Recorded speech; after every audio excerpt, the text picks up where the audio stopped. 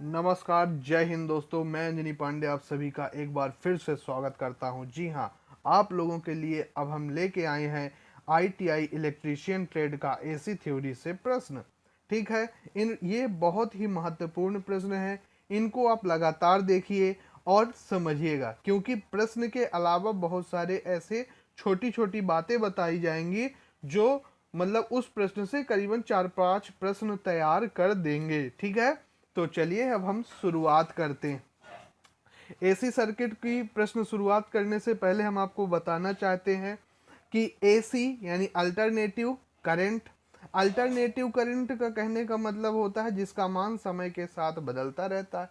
DC यानी direct current या दिष्ट धारा, जिसका मान समय के साथ नहीं बदलता। एसी की फ्रीक्वेंसी 50 हर्ट्ज, डीसी की फ्रीक्वेंसी 0 हर्ट्ज। एसी को 33,000 वोल्ट तक पैदा किया जाता है ना। कितना किया जाता है? 33,000 वोल्ट तक एसी को पैदा कर सकते हैं। तो एसी को 33,000 को हम के भी लिख सकते हैं, किलो वोल्ट। तो 33,000 वोल्ट तक पैदा किया जा सकता है। और डीसी को 650 वोल्ट तक पैदा किया जा सकता है। ठीक है, तो ये तो कुछ थोड़ा सा अंतर हुआ जो हम आपको बताना चाह रहे थे। ठीक है, और अब चलते हैं प्रश्न उत्तरी की ओर। पहला प्रश्न है, शुद्ध रेजिस्टेंस में करंट और वोल्टेज होते हैं। कैसा सर्किट है? Pure resistive circuit. जैसा आप चित्र में देख रहे हैं कि ये जो यहाँ से सब तार को लगाया गया है और यहाँ पर सिर्फ एक रेजिस्टेंस लगा हुआ है। रेजिस्टेंस का लगा हुआ है और यहाँ से सीधे इसको न्यूट्रल कर दिया गया। रेजिस्टेंस के तौर पे आप क्या क्या लगा सकते हैं? एक लैंप लगा सकते हैं, ठीक है, और लैंप के अलावा एक हीटर लगा सकते हैं, फैन लगा सकते हैं, ये फैन लगा सकते हैं, करेक्ट, ट्यूबलाइट लगा सकते हैं। ये हमारे रेजिस्टेंस का ही काम करते हैं। बात समझ गए होंगे। ठीक है, तो इन सब को आप लगाकर जो परिपथ तैयार करते हैं वह परिपथ रेजिस्टिव परिपथ कहलाता है। और देखिए इस परिपथ में होता क्या क्या। ठीक है, यहाँ पर आप देख रहे होंगे कि दो लाइनें गई हुई हैं। यहाँ पर देखिए दो लाइनें गई हुई हैं, एक ऐसे और एक ऐसे। ठीक है, एक वोल्टेज की है, एक करंट है। यहाँ से दोनों पैदा होते हैं, इस स्थान से दोनों पैदा होते हैं और एक साथ पीक पॉइंट में पहुंचते हैं, एक साथ शून्य होते हैं और एक साथ माइनस वाले पीक पॉइंट में पहुंचते हैं और एक साथ वो क्या हो जाते हैं? समाप्त हो जाते हैं। ठीक है, तो ये सब कहना चाहिए किस सर्किट में ऐसा डायग्राम बनता है? प्योर रेजिस्टिव सर्किट में बनता है। समझ गए? तो पूछा है प्योर रेजिस्टिव सर्किट में करंट और वोल्टेज होते हैं। Option A in phase, out of phase. Out of phase दो बार लिख दिया गया है तो इसको काट देना। इनमें से सभी। तो इन फेज समझना, इन फेज क्या कहलाता है ना, दो या दो से अधिक अल्टरनेटिंग मात्राएं एक निश्चित समय पर, है ना, एक निश्चित समय पर अधिकतम बिंदु पर तथा एक निश्चित समय पर अपने न्यूनतम बिंदु पर और एक ही निश्चित समय पर जाकर समाप्त हो जाए। जैसे वोल्टेज की राशि चली और ये करंट की राशि चली, एक साथ एक ही स्थान से चली और एक साथ समाप्त हो गई, वो क्या कहलाता है? वो इन फेज कहलाता है। ठीक है, out of phase. Out of phase का मतलब क्या होता है कि जब दो या दो से अधिक राशियां एक साथ चलती हैं, एक साथ क्या होती हैं?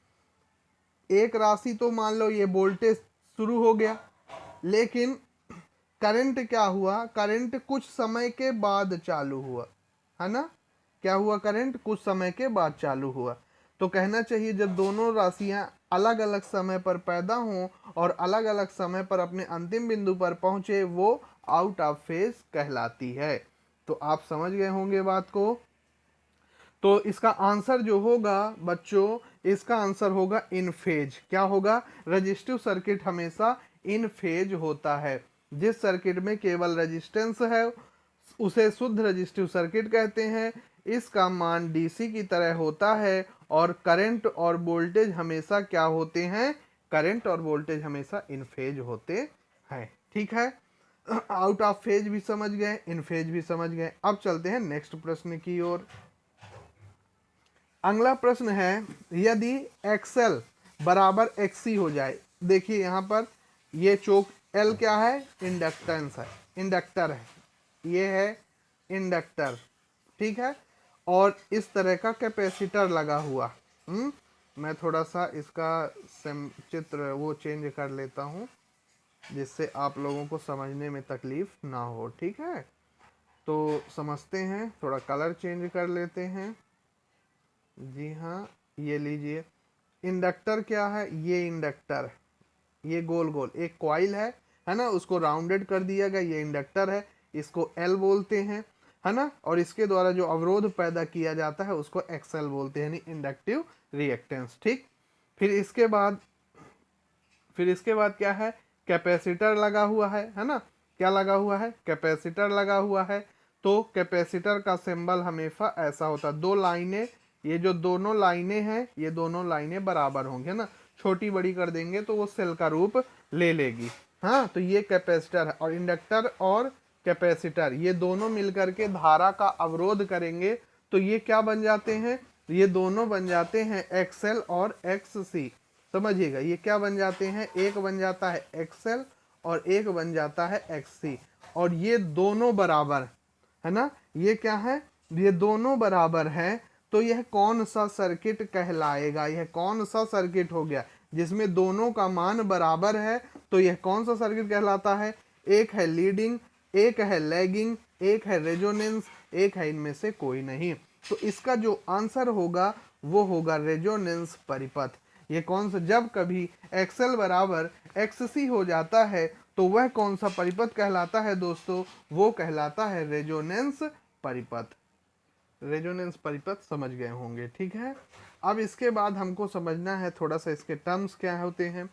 एक है लीडिंग, एक है लैगिंग, ठीक है। लीडिंग क्या होता है, मान लीजिए वोल्टेज और करंट चलना प्रारंभ किए, ठीक है। मान लीजिए सबसे पहले वोल्टेज पहुंच गया, क्या हो गया, ये यहाँ से वोल्टेज चलना प्रारंभ किया और ये वोल्टेज अपनी एक साइकिल बना ली। लेकिन करंट क्या है, करंट थोड़ी देर बाद चलना प्रारंभ की और कुछ समय के बाद अपना, कहना चाहिए, परिपथ को पूरा किया। तो पहले कौन शुरू हुई, वोल्टेज, और वोल्टेज आगे बनी, यानी कि लीडिंग कौन है, वोल्टेज है, और लैगिंग कौन है, करंट है। समझ गए बात को, जो पहले मतलब शुरू हो और पहले ही अपने शिखर मान पे पहुंच जाए वो लीडिंग है, जो बाद में पहुंचे वो क्या कहलाएगी, वो लैगिंग राशियां कहलाएंगी। समझ गए बात को, ठीक है। और रेजोनेंस परिपथ ऐसा परिपथ जहां पर एक्सएल और एक्सी का मान हमेशा बराबर होता है, वो क्या कहलाता है, रेजोनेंस परिपथ कहलाता है। कुछ सर्किट में ऐसा होता है जब सर्किट के इनपुट और आउटपुट के बीच प्रतिबाधा, है ना, लगभग शून्य होती है। प्रतिबाधा यदि शून्य हो जाएगी तो वहां पर एक्सएल बराबर क्या हो जाएगा, एक्ससी हो जाएगा। यानी ये कौन सा परिपथ है, ये रेजोनेंस परिपथ ही हमेशा प्रश्न आता है। चलिए नेक्स्ट प्रश्न की ओर चलते हैं। अगला प्रश्न है, पावर फैक्टर बढ़ाने के लिए किसे पैरेलल में लगाया जाता है। पावर फैक्टर को बढ़ाने के लिए किसे पैरेलल में लगाया जाता है। आप लोग ऑप्शन में देखना, हो सकता है कि सिंक्रोनस मोटर भी दिया रहे, तो आपको ऑप्शन में यदि सिंक्रोनस मोटर है तो सिंक्रोनस मोटर को भी लगाना है। लेकिन और भी कुछ चीजें हैं पावर फैक्टर को सुधारने के लिए। चलिए देखते हैं और क्या क्या चीजें हैं पावर फैक्टर को सुधारने के लिए। तो पहला ऑप्शन जो है, पहला ऑप्शन है कैपेसिटर, दूसरा ऑप्शन है एडमिटेंस, तीसरा ऑप्शन है इंडक्टेंस, चौथा ऑप्शन है ससेप्टेंस, है ना। तो भाई इसका तो ऑप्शन जो दिए गए हैं वो बहुत ही साधारण ऑप्शन है, आपको कंफ्यूजन नहीं होना। पावर फैक्टर सुधारना है तो आपको कैपेसिटर लगाना पड़ेगा। पावर फैक्टर सुधारने के लिए हमें क्या लगाना पड़ेगा, कैपेसिटर, जैसा कि आप यहाँ पर देख रहे हैं एक कैपेसिटर लगाया गया है, ठीक है। उद्योगों में इंडक्टिव लोड के कारण पावर फैक्टर कम होता है। दोनों इंडक्टिव और कैपेसिटिव लोड के संयोजन से पावर फैक्टर में सुधार होता है। कैपेसिटर लोड के समानांतर यानी पैरेलल में जोड़ा जाता है। स्थैतिक कैपेसिटर का उपयोग करके पावर फैक्टर को बेहतर बनाने की विधि आमतौर में सबसे ज्यादा प्रयोग में लाई जाती है। बात समझ में आई। पावर फैक्टर को सुधारने के लिए हमें किसका उपयोग करना पड़ेगा? तो पावर फैक्टर सुधारने के लिए हमें कैपेसिटर का उपयोग करना पड़ेगा। कैपेसिटर को कैसे लगाया जाता है? तो कैपेसिटर को हमेशा पैरेलल में लगाया जाता है। ये देखिए, इसके पैरेलल में कैपेसिटर को लगाया गया है। ठीक है, अब थोड़ा सा पावर फैक्टर पावर फैक्टर को नापने के लिए पावर फैक्टर मीटर का इस्तेमाल किया जाता है, जिसे हम कॉस फाई मीटर के नाम से भी जानते हैं। कौन से मीटर के नाम से? कॉस फाई मीटर के नाम से भी जाना जाता है। कॉस फाई बराबर आर अपॉन जेड भी होता है। ठीक है, कॉस फाई बराबर आर अपॉन जेड होता है। आर प्रतिरोध है, जेड हमारा इम्पिडेंस है। ठीक है, पावर फैक्टर क्या है? वास्तविक शक्ति और आभासी शक्ति के अनुपात को पावर फैक्टर कहते हैं। अब देखिए, यदि पावर फैक्टर मतलब हो रहा है, बढ़ रहा है, तो क्या होगा? समझना बात को। पावर फैक्टर यदि बढ़ रहा है तो क्या होगा, तो समझते हैं। बहुत ही बेहतरीन जानकारी है। यदि पावर फैक्टर बढ़ रहा है तो जो ट्रांसमिशन लाइन होती है, ट्रांसमिशन लाइन में वोल्टेज ड्रॉप क्या हो जाएगा? बढ़ जाएगा, है ना। वोल्टेज ड्रॉप हमारा ट्रांसमिशन लाइन में जो 11 kV व 33 kV 66 kV की जो सप्लाई जाती है, वहां पर वोल्टेज ड्रॉप बढ़ जाएगा पावर फैक्टर के बढ़ जाने से, है ना।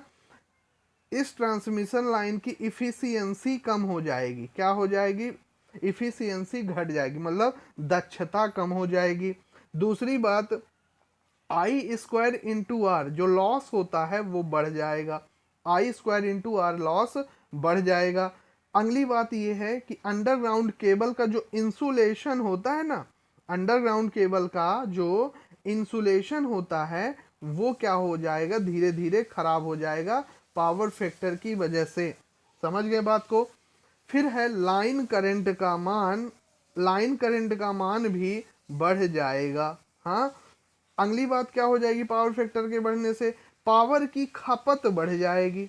पावर की खपत अधिक हो जाएगी और मोटर जो है हमारी ओवर रेटेड हो जाएगी। क्या हो जाएगी? हमारी जो मोटर है वो क्या हो जाएगी? रेटेड पावर पर काम नहीं कर, जो रेटेड पावर दी गई है उस पे वो मोटर हमारी काम नहीं करेगी। ठीक है, फिर है ट्रांसफार्मर और अल्टरनेटर की वोल्टेज रेगुलेशन को कम करता है। ट्रांसफार्मर का जो वोल्टेज रेगुलेशन है उसको कम करता है। आप लोग लिखते भी चलिएगा। और सभी प्रकार के जो उपकरण हैं उसमें अधिक मात्रा में करंट बहेगी।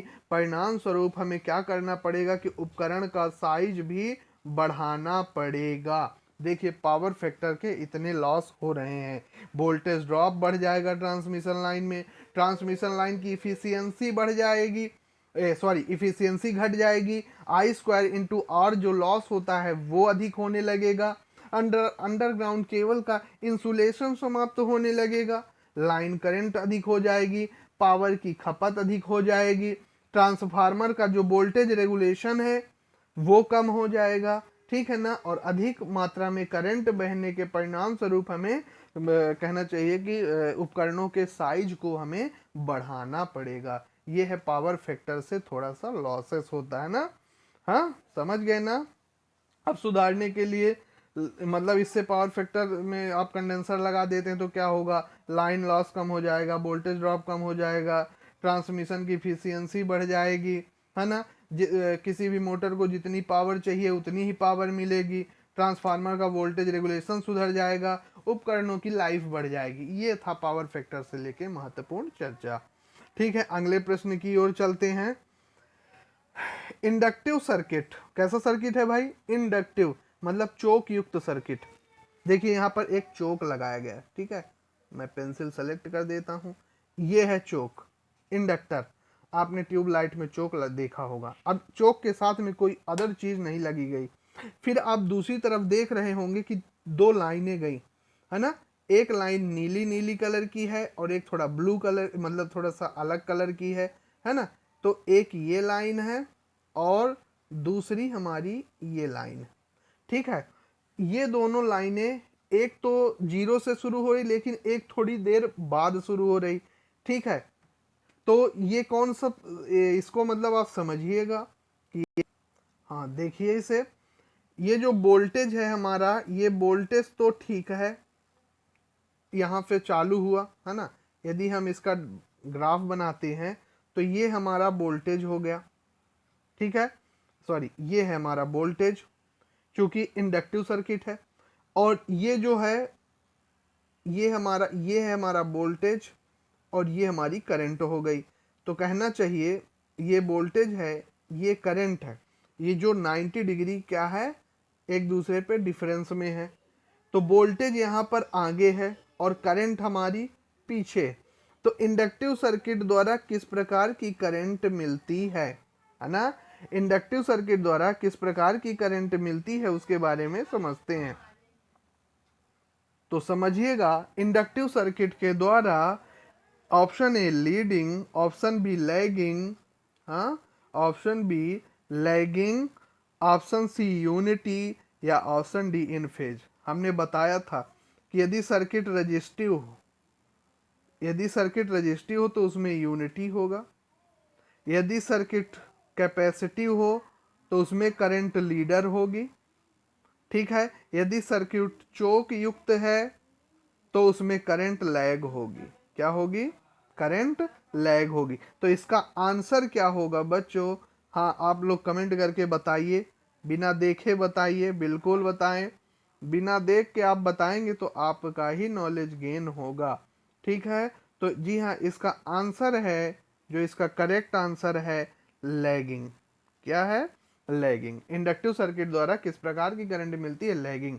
जिस सर्किट में केवल इंडक्टिव, ऐसा सर्किट जिसमें केवल इंडक्टर लगा हो उसे इंडक्टिव सर्किट कहते हैं। इस सर्किट में करंट और वोल्टेज आपस में 90 डिग्री का कोण बनाते हैं और पावर हमेशा शून्य होती है। क्या होती है पावर? इसमें पावर क्या होगा? जीरो होगा। क्यों? क्योंकि P बराबर V इंटू आई इंटू कॉस फाई होता है। क्या होता है? कॉस फाई होता है। और कॉस 90 डिग्री का मान क्या होता है मालूम? कॉस 90 डिग्री का मान जीरो होता है।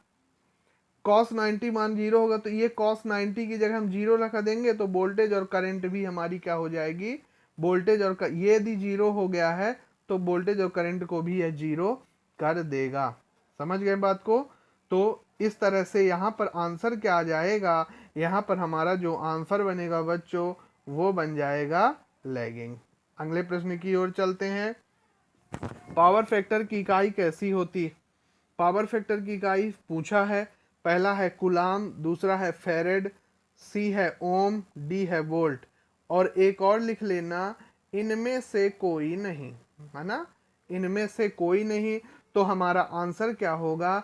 इनमें से कोई नहीं, क्योंकि कुलाम चार्ज की होती है, फेरेड कैपेसिटेंस की होती है, ओम की मालूम ही है प्रतिरोध की, ईएमएफ की इकाई वोल्ट होती है। तो पावर फैक्टर की कोई नहीं है। तो पावर फैक्टर की कोई इकाई नहीं होती है। चार्ज की यूनिट कुलाम है, कैपेसिटेंस की फेरेड, प्रतिरोध की ओम, मगर पावर फैक्टर की कोई नहीं होती है। नेक्स्ट प्रश्न की ओर चलते हैं। एसी सर्किट में वाट मीटर हमेशा कौन सी पावर दर्शाता है? पहले ये बताइए कि वाट मीटर किस लिए उपयोग होता है। तो वाट मीटर का उपयोग शक्ति ज्ञात करने के लिए किया जाता है, ठीक है। ऑप्शन ए ट्रू पावर और ऑप्शन बी एपरेंट पावर, वास्तविक शक्ति और आभासी शक्ति। तो जो वाट मीटर है बच्चों वो ट्रू पावर को दर्शाता है। अगला प्रश्न चलते हैं, आज का आखिरी प्रश्न। इम्पीडेंस का विलोम होता है, इम्पीडेंस का विलोम होता है। आपको बताना है कि इम्पीडेंस का विलोम क्या होता है। आंसर आप दीजिए। पहले इम्पीडेंस समझते हैं, इम्पीडेंस होता क्या है। एसी सर्किट में रेजिस्टेंस और रिएक्टेंस, ठीक है ना, रेजिस्टेंस और रिएक्टेंस के द्वारा जो बाधा पैदा की जाती, क्या पैदा की जाती है? बाधा, है ना, वो क्या कहलाता है? इम्पीडेंस कहलाता है। हाँ, इसकी इकाई ओम होती है और जिसे जेड से प्रदर्शित करते हैं। किससे प्रदर्शित करते हैं? जेड से प्रदर्शित करते हैं। और जेड का जो फार्मूला हो जाएगा, जेड बराबर अंडर रूड आर का square plus XL minus X C का स्क्वायर, ठीक है। ये फार्मूला हो जाता है इम्पीडेंस का, जो पूछा भी जाता है। तो ऑप्शन है ससेप्टेंस, एडमिटेंस, इसको काट दीजिएगा, है ना, सॉरी कार्डियक नहीं, ससेप्टेंस है, ये कैपेसिटेंस। तो ससेप्टेंस रिएक्टेंस का उल्टा होता है। किसका? रिएक्टेंस का। इकाई महो होती है। इम्पीडेंस, ये एम्पीडेंस है, एम्पीडेंस का उल्टा एडमिटेंस होता है। तो बी ऑप्शन सही हो जाएगा। ठीक है, आशा करता हूं कि हमारे द्वारा दी गई जानकारी से आप संतुष्ट होंगे। आप पढ़ाई करिए, मेहनत करिए और आप अपने सभी मुकाम को हासिल करें। धन्यवाद।